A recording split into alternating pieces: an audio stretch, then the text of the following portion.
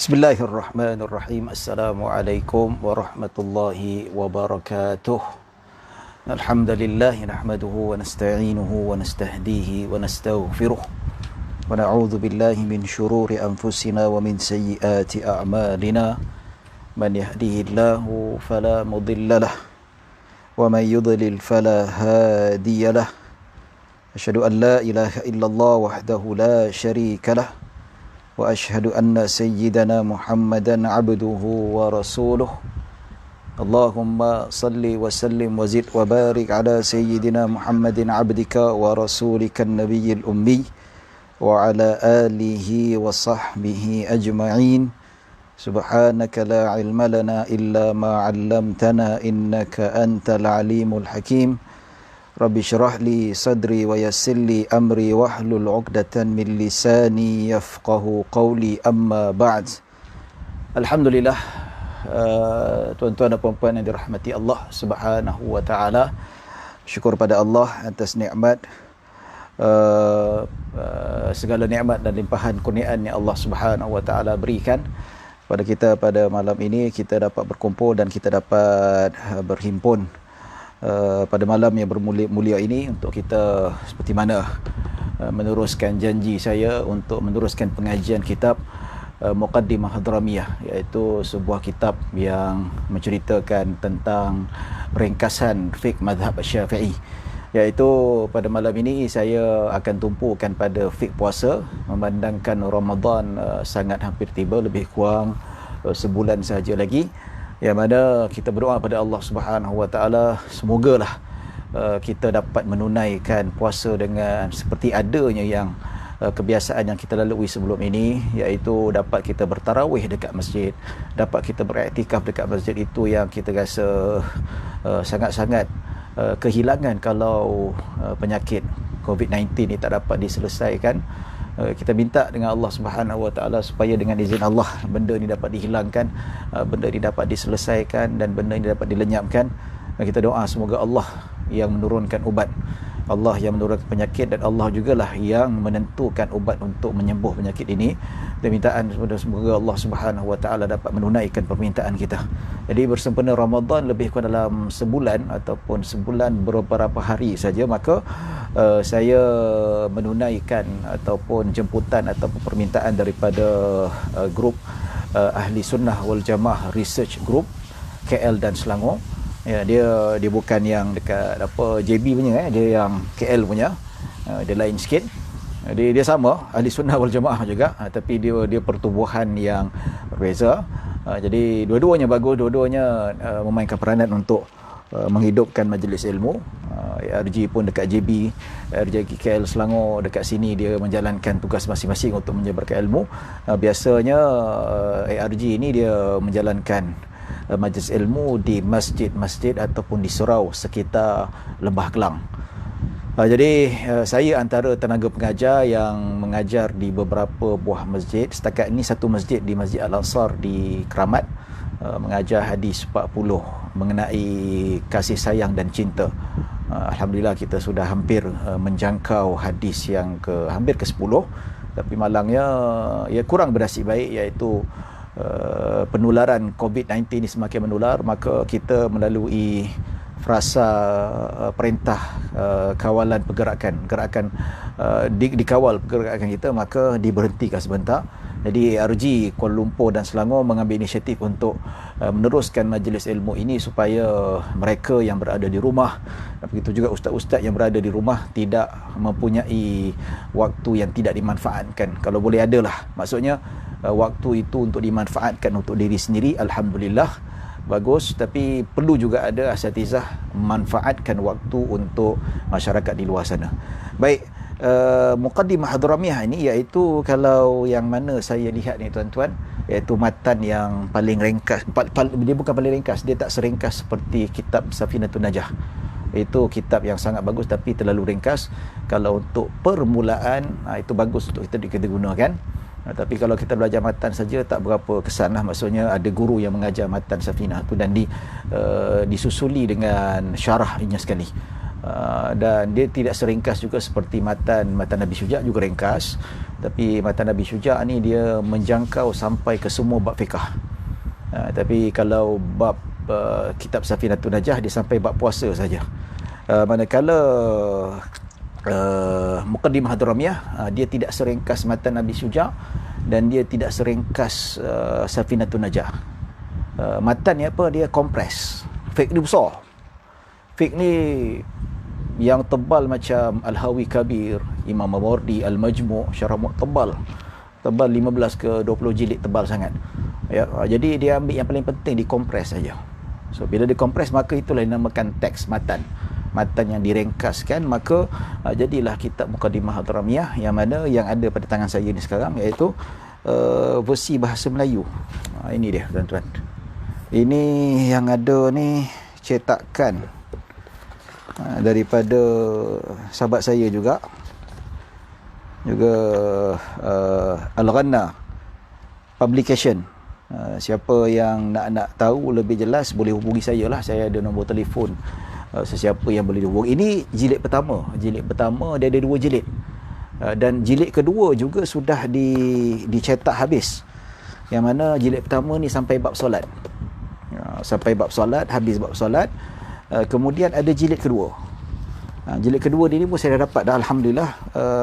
Penerbit buku ini juga dia dah hadiahkan kepada saya, Hal Cipta Al-Ghanna Publication ya. Editor dia semua Ustaz Muhammad Akil bin Ishaq, kawan saya jugalah, dia yang editor, dan yang menterjemahkannya iaitu Ustaz Muhammad Awis Qarni bin Abdul Wahab dan Ustaz Zulfazli Afandi bin Zulkarnain, iaitu setiausaha Ahli Sunnah wal Jamaah, Pertubuhan Ahli Sunnah wal Jamaah Malaysia. Ini dia sambung daripada jilid yang pertama, daripada bab zakat, daripada bab jenazah, daripada sambung bab jenazah, daripada bab jenazah, bab zakat, kemudian bab puasa, kemudian bab haji dan umrah, bab korban. Bab dia lebih menyeluruh kepada daripada bab matan Safinatun Najah. Safinatun Najah dia tak ada bab jenazah, tak silap. Ada bab haji, tak ada. Bab haji tak ada, dia hanya bab betul-betul ibadah, bab taharah, salat dan puasa. Jadi insya-Allah kalau berminat boleh dapatkan buku ni. Tapi yalah, saya tak boleh nak PDF kan buku ni. Kalau nak PDF kan buku ni agak tidak adil lah. Bagus kalau dibelilah buku ni. Buku pun tak mahal, murah saja. Jadi bagus untuk kita meneruskan pengajian talaki. Tapi saya tak start daripada mula lah. Kalau start daripada mula ni boleh kita tengok dari segi sudut. Pernah juga saya bahaskan, yang mana kalau kita lihat dari segi sudut kepentingannya, saya sudah bahaskan pada kitab Muqaddimah Hadramiyah itu sendiri, pada Tirmizi Center, daripada awal bab sampailah pada bab-bab yang lain. Jadi tuan-tuan dan puan-puan dirahmati Allah Subhanahu Wa Taala. Jadi apa yang kita boleh lihat ni tuan-tuan, kita akan masuk bab puasa, dan tidak berpandu pada matan sahaja, tetapi saya berpandu kepada syarahnya sekali. Syarah ni ada beberapa syarah lah. Syarahnya yang biasa saya guna ni syarah daripada Al-Minhajul Qawim, iaitu yang disyarahkan oleh Al-Imam Ibn Hajar Al-Asqalani, dan syarah daripada Bushrul Karim. Bushrul Karim ni ulama selepas Ibn Hajar, dia juga mensyarahkan matan, maksudnya dia elaborate lebih mendalam dan lebih tinggi dari segi permasalahan dan perbincangannya. Jadi saya gunakan buku ini, dan begitu juga kitab Manhajul Qawim. Mana buku tuan ni dia?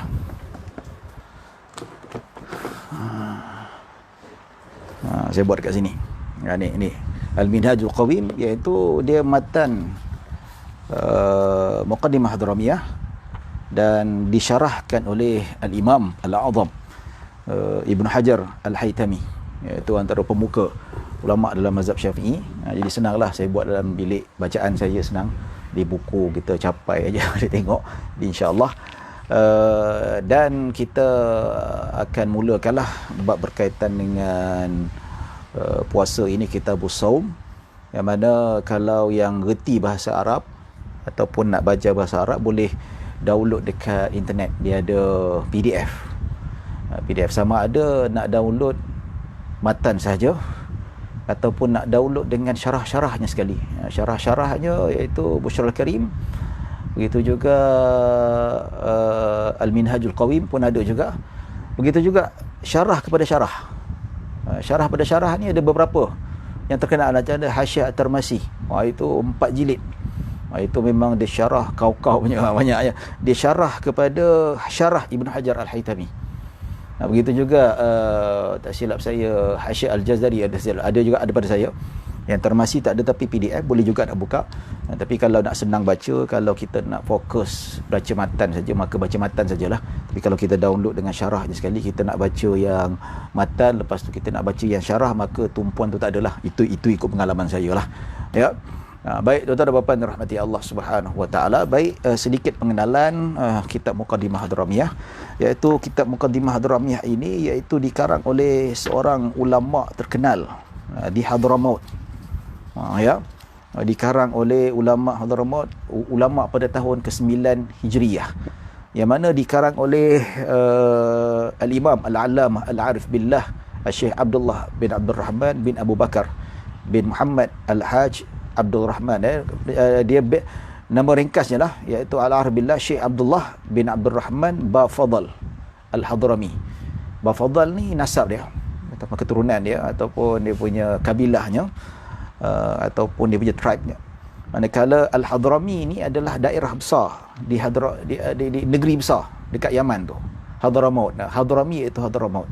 Sebab itu dipanggil sebagai Muqaddimah Hadramiyah. Muqaddimah Hadramiyah ni satu induction yang terpenting untuk kita masuk dalam fiqh mazhab Syafi'i, iaitu matan yang terpenting.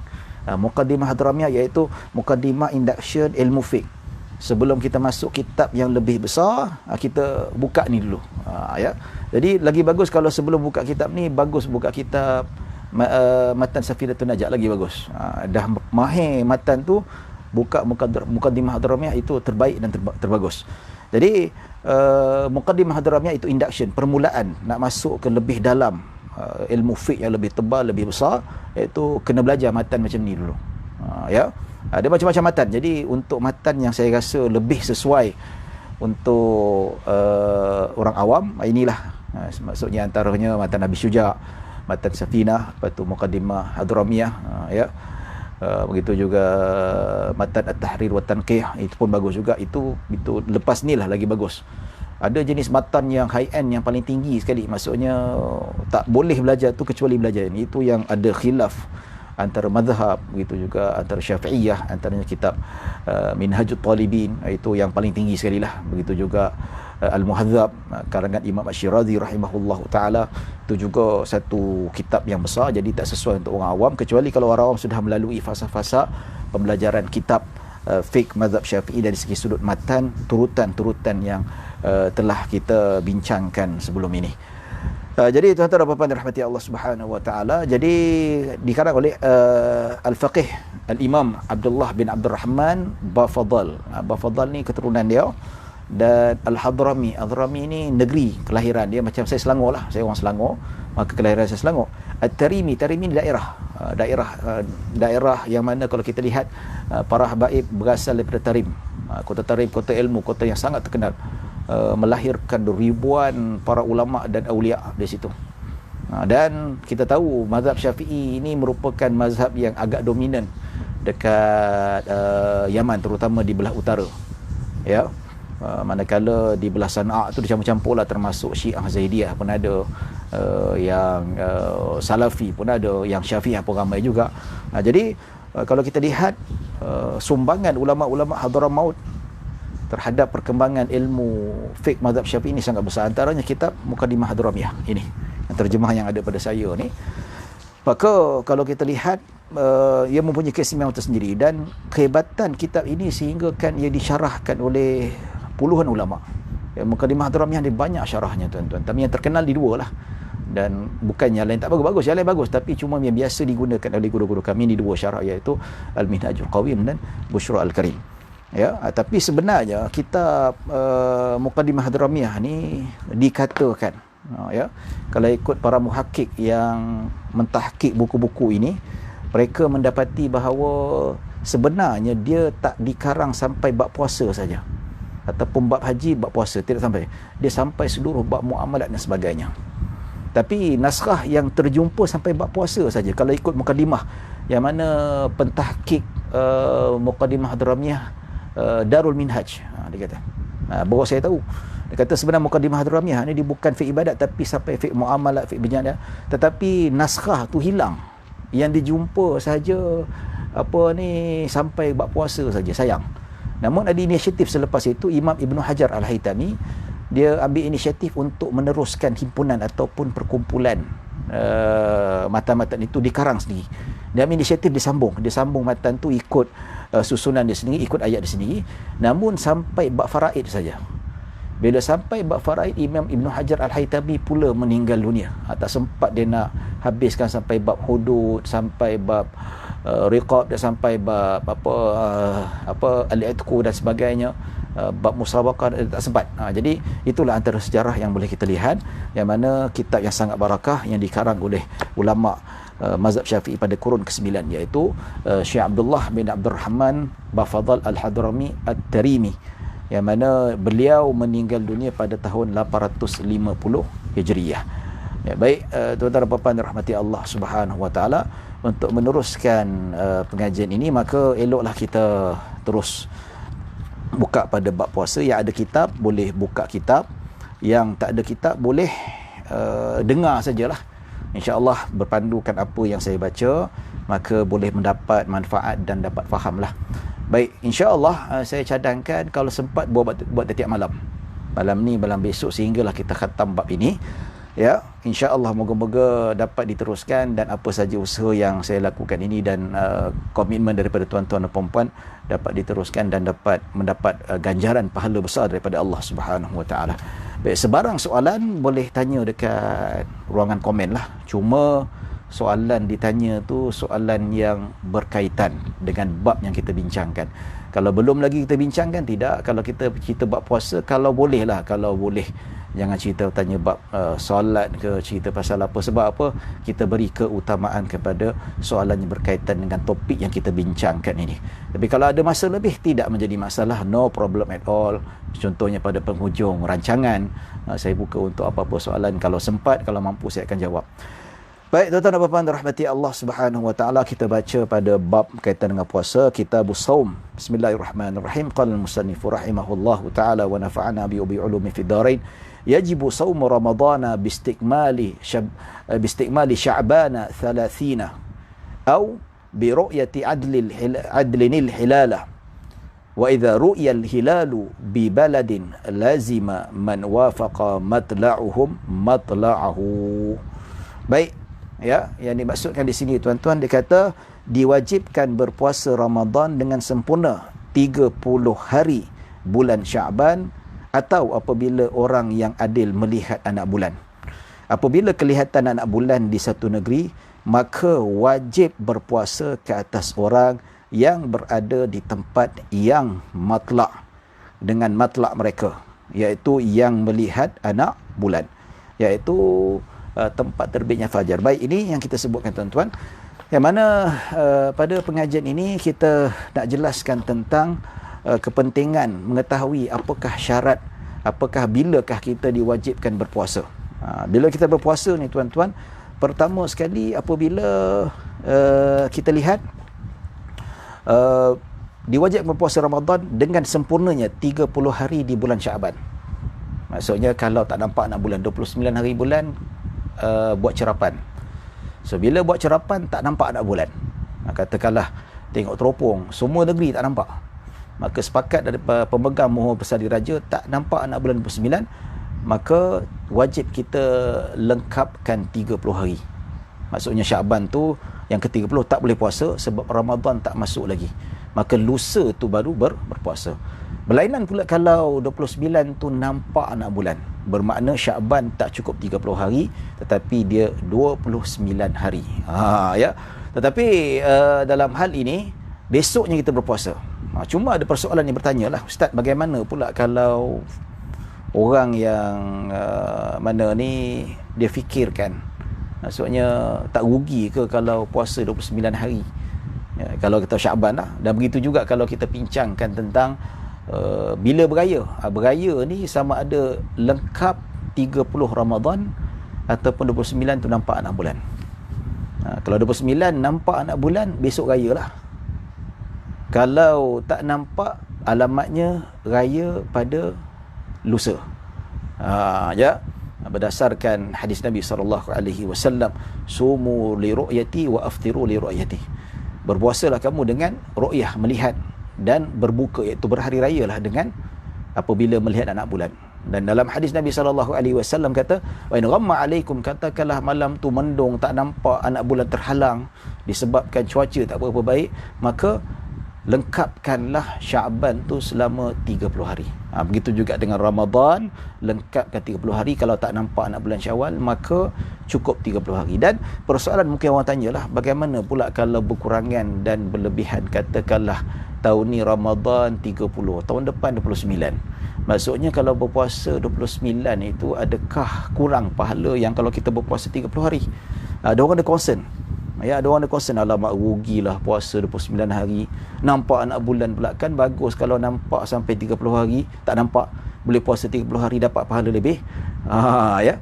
Baik, pertama kita kena tahu sejarah yang mana disebutkan Nabi SAW berpuasa Ramadan selama 10 tahun. 9 tahun. Iaitu Ramadan mula disyariatkan pada tahun kedua hijrah selepas Nabi berhijrah. Pada tahun Nabi berada dekat Madinah, barulah disyariatkan berpuasa. Nampak? Baik, dalam sejarah kalau kita lihat, sebanyak 9 kali Nabi berpuasa. 8 kali Nabi berpuasa Ramadan, yang ke-88 itu selama 29 hari. Hanya 1 hari saja Nabi berpuasa yang mana lengkap 30 hari. Maksudnya sekali saja Nabi berpuasa 29 tak nampak anak bulan. Ya. Jadi adakah Nabi SAW berpuasa selama 8 tahun yang tak cukup 30 hari itu kurang pahala? Di sini disebutkan dalam Muqaddimah Al-Hadramiyah rahimahullahu ta'ala, yang mana kalau kita lihat, yang mana disebutkan dekat sini, sama ada berkurangan ataupun sama ada lebihan dan sebagainya, maka ia tidak berkurangan sama sekali. Yang qusu aw yakmul. Maksudnya pahala tetap juga dapat sebulan Ramadan. Maksudnya kalau kita berpuasa 30 hari, dapat puasa selama 30 hari. Dan kalau kita berpuasa selama 29 hari, tetap juga dapat puasa sebulan. Maka pahalanya tuan-tuan bukan dikira macam kita ni puasa ikut hari, tidak, diikut bulan. Ini kata Al-Imam Ba'ashin rahimahullahu ta'ala. Contoh boleh dengar. Tuan-tuan gaji berapa sebulan? Gaji, katakan gaji dia 3-4 ribu, 4 ribu lah gaji kan lah. Ya. Ada hari 29 hari, ada bulan yang 30 hari, dan ada hari 31 hari. Tapi kalau kita tengok setiap bulan tu berbeza-beza. Malah ada kadang-kadang Februari tu 28 hari. Ya. Tapi bulan Februari ialah 1 tahun je lah. Adakah dia itu hanya mendapat ganjaran gaji itu berdasarkan hari? Tidak sama sekali. Dia tetap juga dapat gaji sebulan 4 ribu, walaupun hari tu 28 hari ke, 29 hari ke, 30 hari ke, ataupun 31. Tengoklah macam mana. Ini bermakna gaji yang kita dapat, yang dibayar oleh kajian kita, kadar bulanan. Tak kira lah 31 hari, 30 hari ataupun 29 hari, tetap juga dapat gaji 4 ribu. Siap lagi dapat bayar EPF, tokso dan sebagainya. Ya. Dan begitu juga puasa Ramadan. Dia tak kira bilangan hari, dia kira bilangan Ramadan. Ya, lagipun pahalanya tu hanya Allah Subhanahu wa taala yang tahu. Nabi kata, Nabi sallallahu alaihi wasallam kata, itu berdasarkan hadis kursi yang Allah Subhanahu wa taala berfirman, wa ana ajzi bihi. Ya, akulah yang menentukannya. Ya. Baik tuan-tuan dan puan-puan dirahmati Allah Subhanahu wa taala. Atau disebutkan bi ru'yati adlin al-hilalah. Selain daripada melengkapkan 30 hari Syaban yang tidak kelihatan, ya, pada 29 Syaban, ataupun yang dilihat oleh siapa? Orang yang adil. Dia kata apa di sini? Apabila orang yang adil melihat anak bulan. Orang yang adil ni apa? Orang yang baik, yang boleh dipercayai, yang kata-katanya itu penyaksiannya boleh diambil sebagai saksi. Maksudnya kalau dia jadi saksi dekat mahkamah, diterima.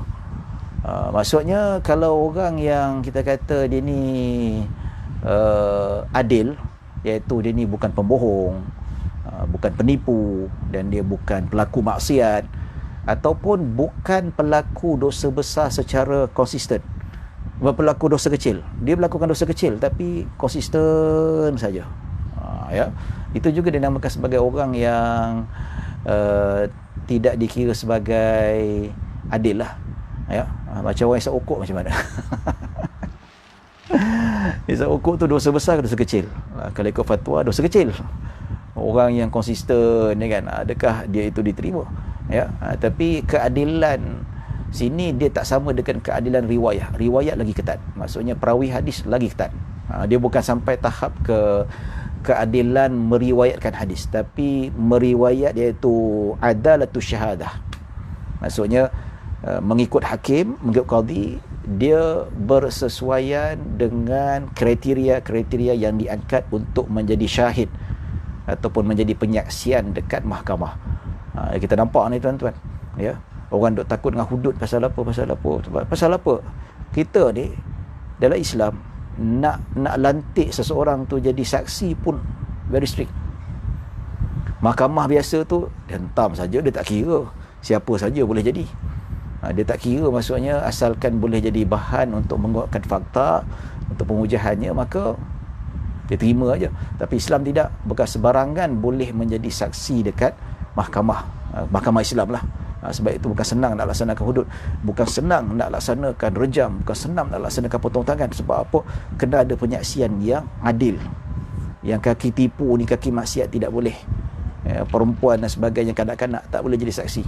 Tapi kalau untuk takzir, perempuan ataupun yang kurang kriteria tu tak apa, tak ada menjadi masalah. Apatah lagi nak kumpulkan 4 saksi yang adil. Subhanallah. Ya, baik, tempat saya azan Isyak, kita sambung selepas ini insya-Allah.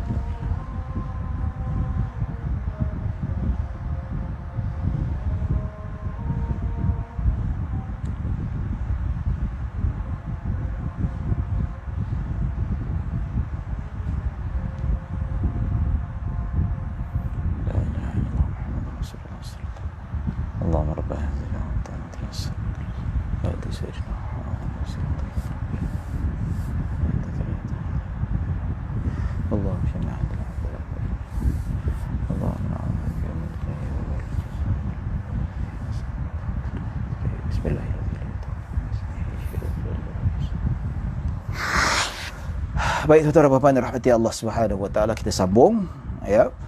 Jadi saya peringatkan, Nabi kata antara dua azan doa yang mustajab. Jadi sebelum kita, selepas azan, sebelum kita mendirikan solat 5 waktu Isyak ni, doa, minta supaya Allah mengangkat azab ke atas kita, ujian yang berat ke atas kita. InsyaAllah mudah-mudahan kita dibebaskan daripada serangan ataupun tularan COVID-19. Baik tuan-tuan dan puan-puan dirahmati Allah Subhanahu wa taala. Yang kedua disebutkan apa tuan-tuan? Dia kata au bi ru'yati adlin al-hilala.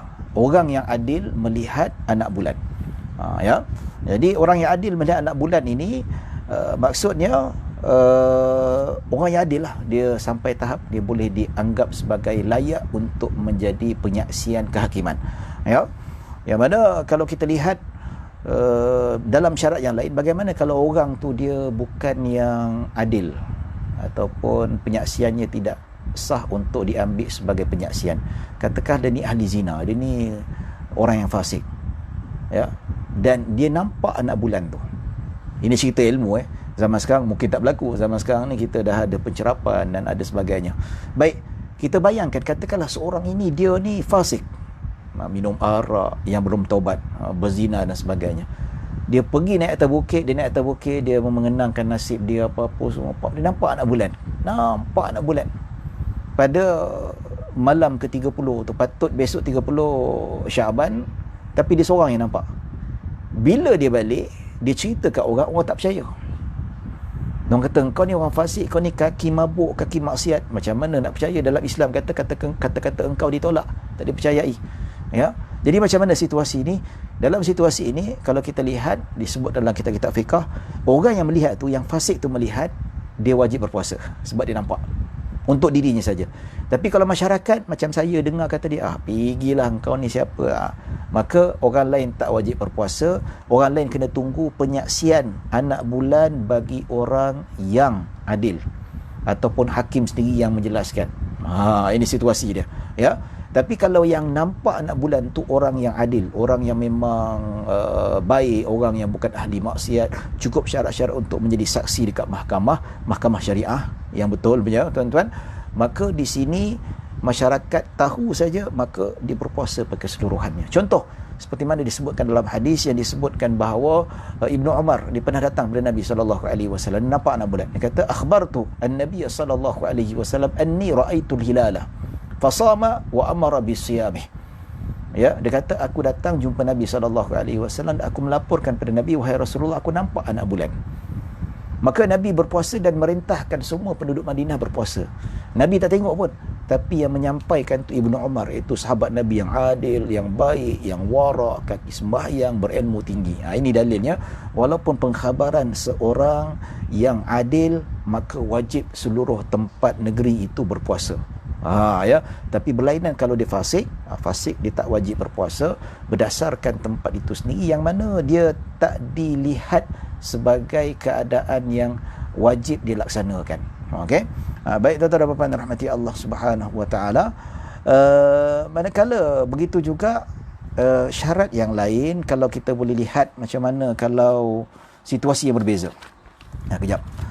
Kalau situasi yang berbeza pula, bagaimana berita atau riwayat yang disampaikan oleh seseorang yang adil, yang boleh dipercayai, sama ada timbul walaupun dia rasa ragu-ragu sekalipun.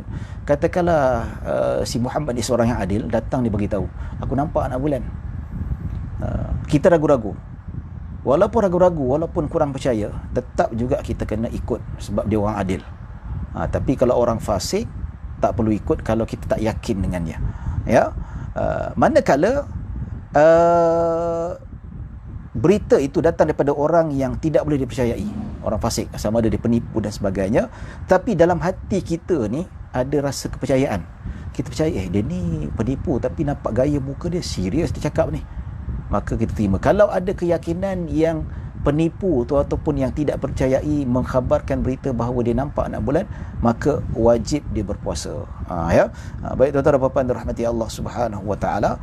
Dan merasa zan ataupun dia merasa ragu-ragu ijtihad. Contohlah kata kalau orang ni dia kena tahan dekat dalam tahanan bilik gelap, yang mana dalam bilik tu dia tak dikhabarkan bilanya tarikh ataupun tak diberitahu bilanya terbit matahari atau terbitnya bulan ataupun nampak bulan ni, maka dia ijtihad ikut keadaan yang dirasakan. Boleh nampak, contoh je lah, nampak dekat luar tu ada cahaya matahari.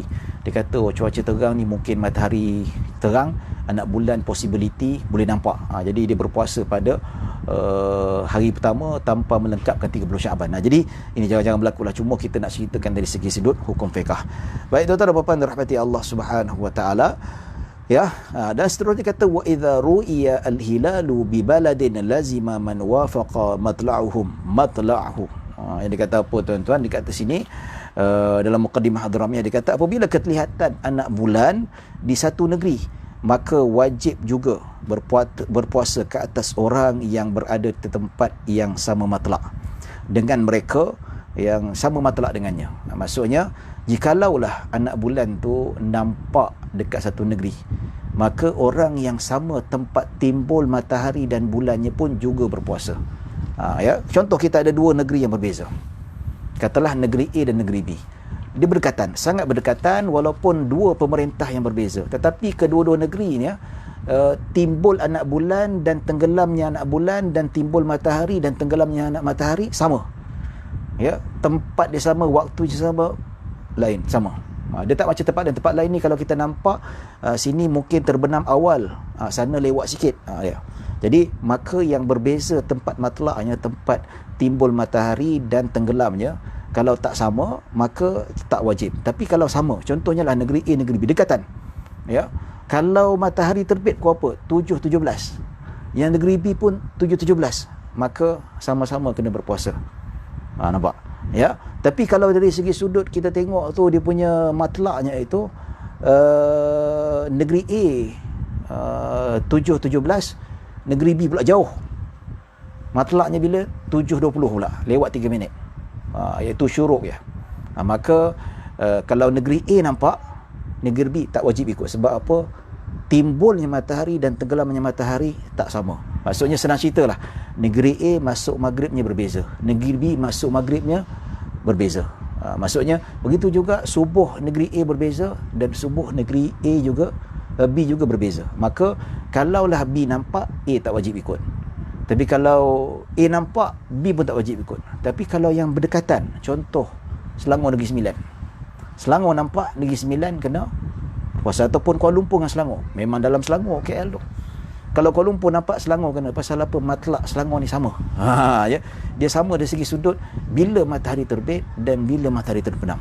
Jadi di sini tuan-tuan dan puan-puan dirahmati Allah Subhanahu wa taala, matlak ya. Matlak ni tuan-tuan terbit mataharinya tu sama, berbeza ni tempat terbit matahari dan bulan. Maksudnya kalau kita tengok ulama dia berbeza menetapkan jauhnya berapa.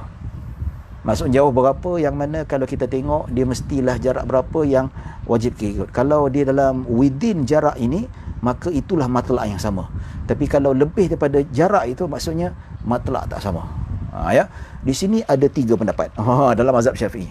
Pendapat pertama iaitu pendapat Imam Ibn Hajar. Dia kata antara matlak ke matlak yang berbeza iaitu masafah 2 marhalah. 2 marhalah. Maksudnya kalau kita duduk satu negeri, kalau kita berada di luar negeri itu, jauhnya lebih daripada 2 marhalah. 2 marhalah berapa? Lebih kurang dalam 89 km. Ya, 89 km ataupun 90 km. Maksudnya kita duduk dekat KL ni. Kalau orang yang jauh 2 marhalah daripada kita tu, kita nampak anak bulan. Orang yang jauh 2 marhalah tu, kalau kita kata ya aku nampak lah, dia tak wajib berpuasa. Dia kena ikut matlak yang sana. Ya. Tapi kalau dalam range 2 marhalah, saya katakanlah kawan saya duduk dekat Rawang. Rawang dia lebih kurang dalam 40 km lah daripada 30 km. Ya, saya kawan. Mat aku dah nampak lah, dekat Ampang yang nampak. Tapi kat Rawang tu kena puasa. Pasal apa? Dia masih lagi matlak yang sama. Itu khilaf di kalangan para ulama. Tapi di sisi Imam Ramli berbeza jauh sikit. Dia kata dia letak 24 farsah. 24 farsah ni lebih kurang dalam 130 km. Lagi jauh daripada apa ni, Allahumma salli ala Muhammad, Imam Ibn Hajar. Ya. Tapi ala kulli hal ini kita bincang ilmu saja. Tapi dari segi sudut penghayatan kita ikut zaman sekarang lah, kita tak apply mana yang ada sekarang ni. Kita melihat pada pemegang moh besar-besar raja dan mereka bersepakat, ya, walaupun ada satu negeri tak nampak tapi majoriti negeri nampak, maka semua berpuasa berdasarkan pandangan yang majoriti. Lagipun negeri-negeri Malaysia duduk berhampiran yang sangat-sangat, bukan jauh lah. Ya, ini kita penceritaan ilmu saja, bukan dari segi sudut mesti kita amalkan. Maksudnya kita lalui pembelajaran pendetailan hal ini, walaupun tak diguna pakai, nanti senang. Nanti kalau ikut kelas saya ni, insya-Allah nak rujuk kitab fiqh Syafi'iyah ni senang. Oh, ingat Ustaz ada sebut macam ni. Jadi pernah teringat, jadi nak faham tu senang. Sebab apa, kadang-kadang ibarah dekat kitab-kitab lama ni payah. Ya, susah. Saya pun kalau nak baca syarah-syarah yang besar ni memang Allah pening kepala. Dan kalau baca Bushrul Karim, dia punya bahasa lagi payah sebenarnya. Tapi berbekalkan kita pernah bertalaki dulu dengan syekh-syekh kita, sama ada dekat Malaysia, dekat Mesir, tuan-tuan, ya. Jadi kita nampak, kita baca tu walaupun ibarah tu agak memeningkan, tapi sebab ada kita ingat yang kita belajar dulu tu. Oh, ini maksudnya, okey, ini maksud dia. Jadi tak mengambil masa kita nak faham lama. Jadi saya terangkan ni, tuan-tuan, walaupun tak di-apply pada zaman sekarang, tapi dia sangat bermanfaat kalau kita nak teruskan pengajian, baca kitab-kitab jauhi lama sekalipun. Apatah lagi nak baca kitab-kitab besar seperti Al-Majmu', kitab apa yang lain, ya, maksudnya syarah-syarah yang lain, maka mudah untuk lebih faham, ya. Jadi kalau perbezaan matla' ni, kalau ikut Imam Ibn Hajar berdasarkan masafah 2 marhalah, lebih kurang dalam 90 km macam tu lah, ya. Dan manakala Imam Ibn Hajar dia lebih sikit, itu 130, lebih kurang 24 farsakh. Jadi kalau kita lihat zaman sekarang ni, tuan-tuan, macam mana kita nak tahu matlak yang berbeza, kita tengok timbul dan terbit matahari yang berbeza. Biasa kalau kita tengok sekarang ni, ya saya lupa nak sebut pendapat yang ketiga. Kalau ikut Imam Syekhul Islam Zakaria Al-Ansari dalam kitab Asnal Matalib, disebutkan dalam Bushrul Karim, dia kata sebenarnya penentuan matlak yang berbeza maksudnya bukan daripada skop masafah, sama ada 2 marhalah ataupun 24 farsakh, tidak. Dia kata mestilah ditentukan oleh ahli tanjim ataupun ahli falak lah zaman sekarang ni. Tapi bila saya tengok, saya berjumpa pendapat ni, saya kata pendapat ketiga ni lebih diamal kepada zaman sekarang ni. Sebab apa, kita dapat tengok ahli falak dia tentukan macam mana jauhnya. Kita tengok, ya, ahli falak yang tentukan macam mana. Kita tengok Melaka beza sikit, Johor beza sikit. Biasanya kalau Selangor 17, Johor 7.20, 23 minit, kan berbeza tu. Jadi dia kata bukan dari segi sudut masafah, tapi yang menentukan adalah berdasarkan kajian ataupun penilikan ahli-ahli falak, ahli tanjim, ahli yang pakar bintang. Pakar bintang yang menentukan bagaimana perbezaan matlak ni. Dia bukan tak semestinya masafah. Maksudnya kata Imam Zakaria Ansari, dia kata kadang-kadang 2 marhalah tapi matlak tetap sama, ataupun 130 km tapi matlak tetap sama, iaitu terbit mataharinya sama, tenggelam mataharinya sama, tak ada beza. Tapi dia kata mestilah ahli falak dia tengok, dia kaji, tengok matahari macam mana, oh ni tak sama, tempat tu dia tengok matahari, dia tengok bintang tak sama. Jadi bila saya jumpa fatwa Syekhul Islam Zakaria Ansari ni, kata lebih praktikal, atau bukan praktikal lah, maksudnya penghayatan, pencerapan tu lebih pada pendapat yang ketiga tu. Ya, ini sebagai itulah. Sebab tu kalau kita tengok, ya, kadang-kadang dekat Negeri Sembilan pun lebih daripada 2 marhalah pun masih lagi sama waktu je, kan? Pun lebih daripada 130 tapi matlak tak sama, maghribnya sama, subuhnya sama, zuhurnya sama. Bila Melaka dia lain sikit. Itu maksudnya ahli falak dia tengok putaran matahari, bulan macam mana, berbeza sikit pada tempat. Itu tanya pada ahli falak lah. Ini kalau yang pakar ahli falak, saya lebih syorkan pada guru saya lah. Saya anggap dia guru saya, walaupun pernah jumpa dia sekali, tapi pembacaan dia, ilmunya sangat mengagumkan. Paper-paper dia jurnal dia itu Dr. Sa'adan Man. Dia pensyarah dekat Universiti Malaya. Dia pakar cerap, pakar halal dan pakar hilal. Dia kalau nak buat tesis master dan PhD, pergi jumpa dia. Dia speciality dalam bidang hilal dan halal. Hilal ni apa? Cerap. Ya. Jadi banyak saya ambil ilmu yang diceritakan tentang pencerapan ni. Alhamdulillah Dia orang-orang macam ni yang tentukan, bukan dari segi masafah ataupun bukan dari segi sudut jarak, menurut Syekhul Islam Zakaria Al-Ansari. Jadi bila disebut ni tuan-tuan tentang laziman, lazimannya dari segi sudut matlaknya sama, walaupun negeri berbeza, walaupun pemerintahnya berbeza, ya, tetapi bila sebab matlaknya, tempat matlaknya sama tu, maka kalau A nampak, B kena berpuasa. Sebaliknya kalau B nampak, A berpuasa, walaupun berlainan negeri, walaupun berlainan matlak. Ini berlaku kat Malaysia ni tuan-tuan, ya. Tapi bagaimana pula negeri-negeri yang jauh, contoh KL, Perlis, ya.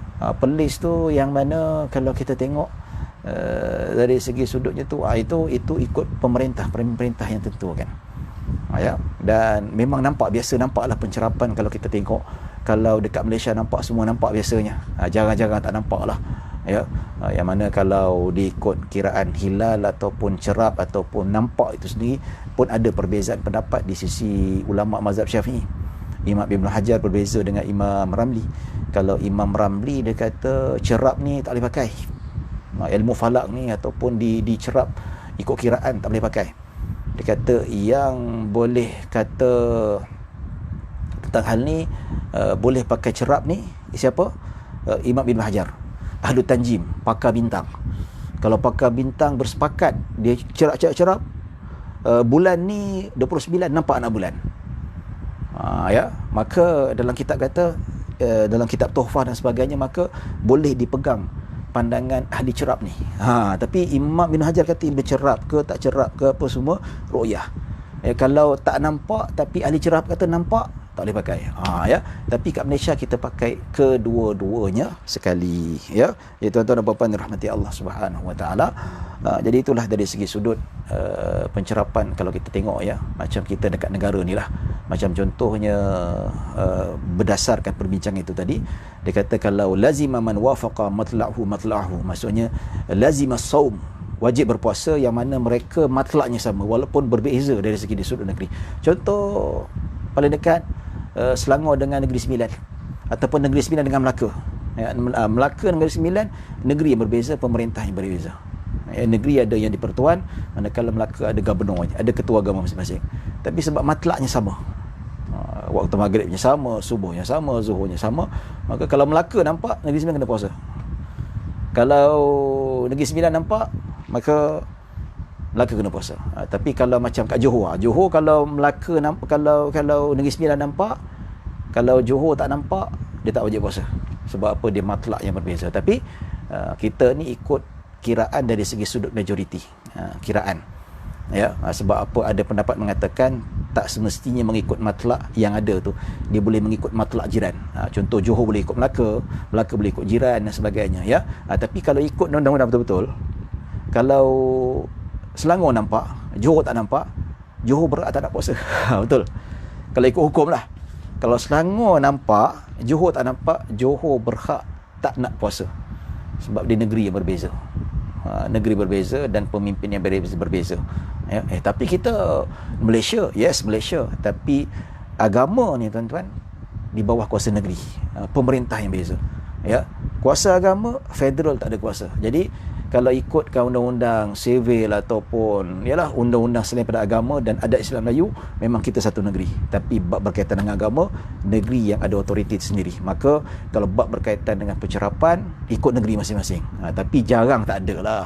Memang tak ada yang kita kata bila Selangor puasa, Perak tak puasa, tak ada, ya. Jadi dari segi sudut tu memang kita lihat Selangor puasa, Kedah pun puasa juga, ya. Sebab apa?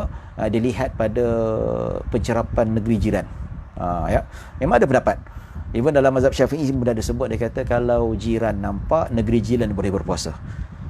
Namun kalau jiran nampak tapi negeri yang kita duduk tu tak wajib ikut dia, kita boleh cerap sendiri. Tapi kalau kita tak nak ikut cerap kita nak berpandu pada dia pun boleh, tidak menjadi masalah. Jadi Malaysia pakai macam tu, no problem, ya. Macam saya berada dekat UK lah. Kat UK tu kita ikut Central London, Masjid Central London, dan Central London ikut Saudi. Sebab apa? Mereka tak ada pakar cerap. Kita pun tak ada nak tengok. Lagi pun dekat UK ni dia punya matahari jarang nampak. Nak nampak matahari ni musim panas lah clear. Kalau musim sejuk, musim autumn memang mendung je lah, memang awan je, gelap je semacamnya kan, sejuk dan semacamnya ya. Jadi boleh gunakan macam contohlah negara-negara sejuk yang tak ada pakar cerap dan sebagainya, mereka berpandu kepada negara yang paling dekat, negara yang paling kita kata tu yang paling dipercayai pencerapan dia, ataupun dia memang sendiri nampak. Contoh kalau kita katalah macam negara Eskimo dia 6 bulan siang dan 6 bulan malam. Macam mana nak puasa tu? Macam mana nak berpuasa? Ya. Jadi ulama-ulama Azhar di sini ada 2 pendapat. Ya. Kita ambil pendapat Azhar lah. Pendapat Azhar kata macam mana kalau dia duduk Eskimo, memang 6 bulan tu puasa jatuh pada 6 bulan siang. Habis takkan sebulan tak berbuka. Maksudnya dia nak jumpa terbenam matahari tu lagi 6 bulan. Wah, ini Eskimo, betul-betul utara tu. Tapi kalau yang selatan tu, kutub selatan ni tak ada lagi orang duduk akan tepi. Yang 6 bulan siang, 6 bulan malam. Dan saya dengar memang ada orang Islam kat situ. Dan memang dia ajukan soalan. Azhar kata dia puasa ikut hari, ikut tarikh. Yang mana dia kena ikut waktu solatnya, waktu berbukanya, waktu solat 5 waktu, waktu bersahurnya, waktu subuhnya, mengikut negeri yang paling dekat sekali. Negeri yang paling dekat. Ataupun ada ulama kata, dia kata penduduk Eskimo hanya wajib berpuasa selama 15 ke 16 jam. Pasal apa? Sebab ikut kajian saintifik, kalau satu hari orang berpuasa lebih daripada 16 jam, maka akan menjejaskan kesihatan. Jadi dia boleh ambil pendapat pada hari itu, walaupun siang sepenuhnya. Dia ambil kira macam mana? Dia kira ikut waktu jiran sebelah. Jiran sebelah subuh berapa? Jiran sebelah katakanlah subuh pukul 7 katakanlah. Dia kira dia berpuasa pukul 7 sampailah pukul 9 katakanlah, atau pukul 10. Lepas tu berbuka, walaupun matahari masih lagi mencanak naik ke atas. Pasal apa? Sebab ikut kiraan tempoh matlak orang jiran sebelah, ataupun negara jiran yang sebelah. Kalau tidak, macam mana nak puasa? Macam mana dia nak dapatkan puasa yang tak mungkin, yang mana 6 bulan siang 6 bulan malam? Maka benda ni satu benda yang agak mustahil dan agak membebankan ya. Ada juga negeri-negeri Eropah yang berpuasa selama 22 jam. Maksudnya siang dia 22 jam, malam 2 jam saja. Begitu juga ulama Azhar kata dia boleh ambil pendapat yang mengatakan puasa tak lebih 16 jam. Atas dasar nasihat pakar perubatan, lebih 16 jam tak makan, tak minum akan memudaratkan kesihatan. Maka orang yang belah-belah Norway, belah-belah Sweden, yang tempatnya Russia tu, yang mana siangnya 22 jam, maka dia boleh ambil 16 jam saja. Ini fatwa Azhar, dan fatwa Eropah juga mengatakan begitu juga. Tapi namun kalau kita tengok dekat negara Eropah ni, memang masyarakat dia subhanallah. Bila pernah saya tanya, you tak ambil ke mendapat fatwa daripada Syekh Al-Qaradawi, fatwa Azhar yang mengatakan puasa cukup 16 jam, tak perlu sampai 22 jam. Tak apa, kami puasa 22 jam. 2 jam tu sajalah. Yang mana dia punya maghribnya, dia punya isyaknya, tarawihnya, tahajud 2 jam je. Itu nampak tu. Tapi subhanallah, mujahadah. Tapi bila tiba waktu malam pula, ada pula musim, bila musim panas pula, malamnya pendek betul. Ya, macam saya pernah berpuasa dekat UK tu. Ya. Dia punya malamnya pendek betul. Ataupun saya kat Mesir tu dia punya subuh tu pukul 7, buka pukul 4.30 dah. So macam mana nak kena cukupkan 8 jam, nak kena cukupkan 13-14 jam, tak payah. Ya, itu dah memang kesenangan Allah bagi. Katakanlah dekat Eropah malam je 2 jam sekalipun, puasalah 2 jam tu. Itu keringanan Allah dah bagi dah tuan-tuan. Nampak ada kalau itulah siang, itulah subuh dia, itulah dia punya zuhur, itulah dia punya asar. 2 jam ada. Ya. Katakanlah dekat Norway tu dia punya siang tu nanti tiba musim 4 jam je siang dia, katakanlah. Ya. Jadi puasalah bila time Ramadan sampai situ, dia puasa 4 jam je lah. Manakala malam je tu, sukalah, alhamdulillah. Tapi manakala kalau siang dia 22 jam, maka sama ada nak lengkapkan 22 jam, itu yang dilakukan oleh masyarakat dekat sana, ataupun ambil fatwa Azhar tak lebih daripada 16 jam. Wallahu taala alam ya. Tapi bila saya tengok cek pada fatwa yang dikeluarkan oleh Al-Azhar ni tuan-tuan, yang mana mereka mengatakan dia tak sama dengan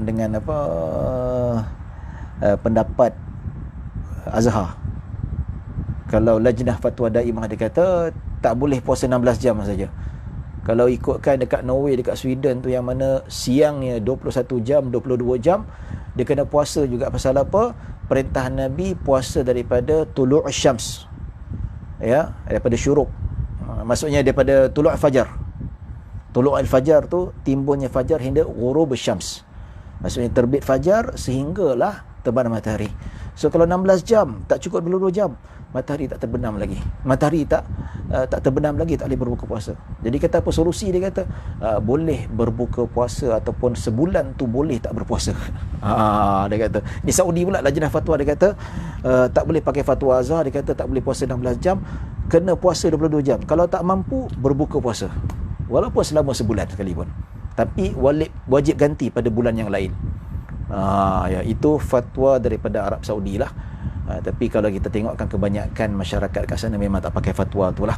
Dan ada sebahagian yang pakai fatwa Al-Azhar dan fatwa European Consultant for Fatwa, memang pakai 16 jam, 15 jam. Tapi kebanyakannya memang larat tu. Memang larat dia puasa 21-22 jam. Subhanallah. Ya.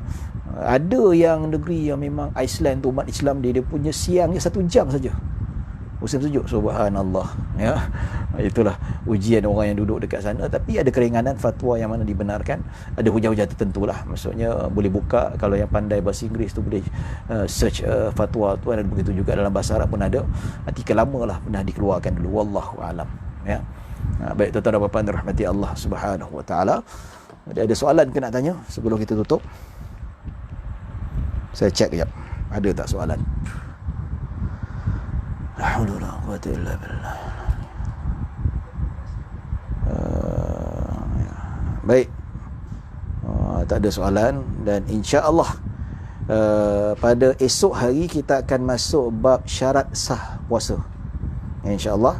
Jadi malam ni kita bincang sedikit saja sebab mukadimahnya ialah mukadimah kena ada jugalah, kalau tidak tak kenal, tak faham, dan barulah kita masuk bab matan.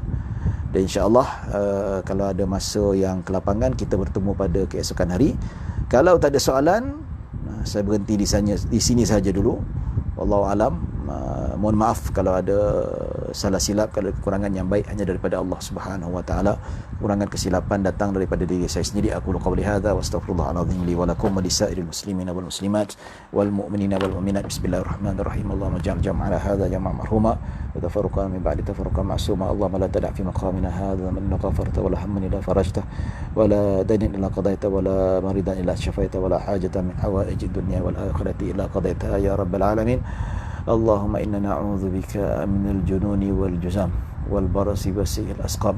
اللهم شف عنا العذاب إنا مؤمنون. نعوذ بكلمة التامة من شر ما خلق. بسم الله الذي لا يضر مع اسمه شيء في الأرض ولا في السماء والسماء العليم. اللهم أحسن أحوالنا أسألنا يا الله. Ya Allah, selamatkanlah kami dari malapetaka ini ya Allah. Selamatkanlah kami ya Allah, bebaskanlah kami dari segala penyakit ya Allah. Sedangilah hidup kami, rezekikanlah hidup kami ya Allah. Rabbana zalamna anfusana wa illam taghfir lana wa tarhamna lanakunanna minal khasirin. Rabbana atina fid dunya hasanah wa fil akhirati hasanah wa qina adzaban nar. Sallallahu ala sayyidina Muhammadin wa ala alihi washabbihi wasallam. Alhamdulillahirabbil alamin.